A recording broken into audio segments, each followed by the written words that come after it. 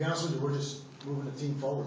I think these guys understand, what the expectations are, more importantly, what the standards are in our locker room and in our facility, and we're just going about our business every day, and the rest of it will take care of itself, to be quite honest with you. Yeah, okay, I know you want that to be done soon as well. Right. We do. Yeah. We like to get that wrapped up, have a resolution there, and then be able to, to move forward quickly. One thing I've seen the last couple of weeks, Stephen Morris performed very well at the Manning camp. What did you take away from that, and what does that mean for Stephen? They kind of blew the cover on our little secret down there. No, honestly, it's well-deserved praise. I think although his body of work doesn't span, 3 years, because he's really only been the starter for 1 year, I think his body of work was excellent last year. His touchdown interception ratio.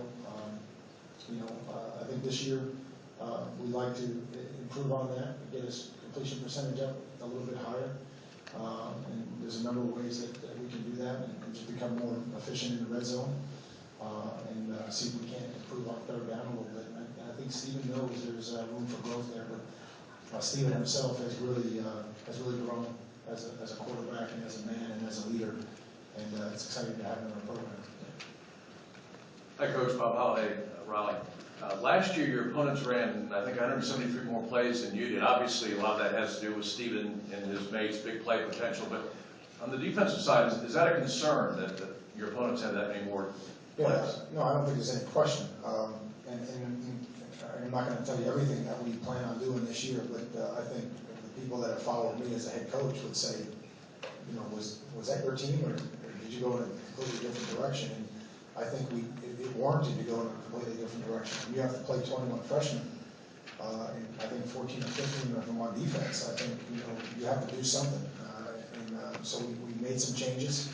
Obviously, that impacted the defense negatively, but I think impacted our team positively.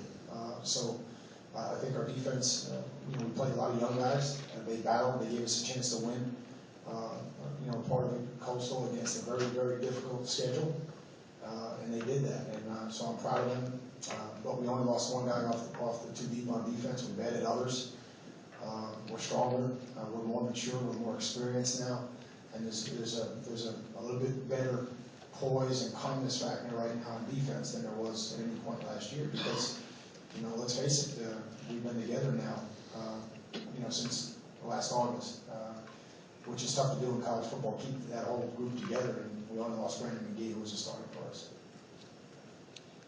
Hello, Coach. Alex Dodd, Dodd Sports Network, Greenville, South Carolina. Last season, you tied for first in the Coastal, but didn't have a chance to go to the ACC Championship. Did that demotivate your team any coming in this season? Well, I think it was disappointing, but I think, if anything, it motivated our guys, and I think as disappointing as that was, during this whole ordeal that we've been going through, we haven't had one kid come in with their family and say, Coach, this is just too tenuous. I have no idea what's going on with the NCAA. We want to get out of Dodge. And that really speaks to our coaches. That speaks to the commitment that those young people have made to each other. And it speaks to the brotherhood that is the University of Miami football program. So as disappointing as that was, they didn't sit around and complain about it. They went back to work. They believe, as we all believe, that we're going to have that opportunity. And what I mean by that is not predicting that we're going to be in that same situation, but we're going to have that opportunity if we do the things that we need to do and take care of the things that we need to take care of. That opportunity won't be taken away from us this year. And this Hurricanes team will have a lot of continuity with so many returning starters. But you do have a new offensive coordinator. How does that change your game plan offensively? It does, and I think James has and will continue to make this offense his. I think, I just answered a question outside, and the one thing about James Coley is James is so good at relationships and so genuine with student athletes or with high school coaches that sometimes he gets labeled a recruiter. But James Coley is an excellent offensive coordinator, and he's got an excellent mind. He brings energy. He knows how to make things very simple without making them simplistic. And I think he's done that. He's simplified us. He's scaled us down a lot. He even went ahead, and I don't know if you know this yet, but he went ahead in the when he made the transition to the University of Miami. He adopted a lot of our language so it was easier transition on the kids. He didn't want to have Steven, who was coming off a really hot end of the year, to have to go and start all over again. And that's seldom the case anymore with coaches. You know, they walk in, they have a big ego, and they say, okay, this is the way we're doing it, my way or the highway. And he didn't do that. And so I'm grateful. I know the team is grateful for him, and they've embraced him. And they have the utmost confidence in Coach Cole, I promise you that. Now, you gave me a great one-word answer back at Amelia Island. I said, how are you going to use Duke Johnson differently? You said one word, more. More. Yeah. But again, we wouldn't be able to say that if he didn't make the commitment in the offseason and the changes to his body necessary. And he should play with a quieter mind this year. He knows the techniques. He knows the play calls. He knows the formations, the protections. He should play a lot more quiet. His reps should go up. And it doesn't mean, you know, that we're going to wear him out, because we don't want to wear him out. But he's an explosive player that deserves touches. And the thing that's nice about, you know, Randy is that he's an unselfish player. You know, if you ask him to pass protect, he'll pass protect. If you ask him to kick return, he'll kick return. You can line him up in the slot and tell him to run an option around, and he'll be happy. He'll catch the ball in the backfield. He'll do a myriad of different things. And again, just like you know, I was talking about Jimmy earlier with Randy. Sometimes his talent eclipses all those intangibles, but he's very sound fundamentally. He's got a great stiff arm, and knows when to lower his pads. It's good moxie. I'd say, to say the least, 2,000 all-purpose yards. He's got moxie and then some. Let's go to the other side of the ball. Defensively, you touched on it, the number of yards you guys gave up, the amount of plays you guys have been going against this year. Do you have to make changes, or is it just a matter of maturity? Well, I think, you know, we have made changes, and we have more symmetry. And again, the whole defense comes back. Everybody comes back, and we're adding Curtis Porter, and Kelvin Kane has made a lot of progress, and Shannon Green has been healthy. Denzel Perryman, you know, who played at 208 and 215 his first 2 years, is 243. Jimmy Gaines is 240, who played at 225. Figueroa's 238 at linebacker.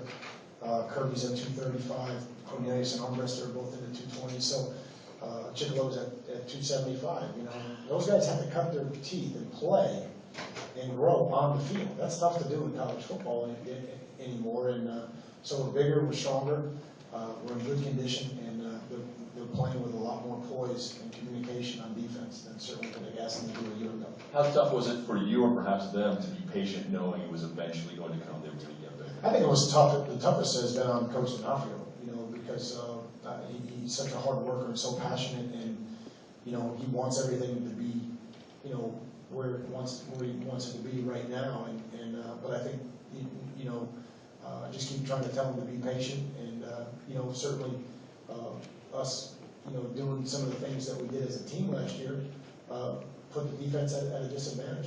But given our youth, especially on defense, I thought that was the best chance that we had to get to our goals, and ultimately we did reach our goals. So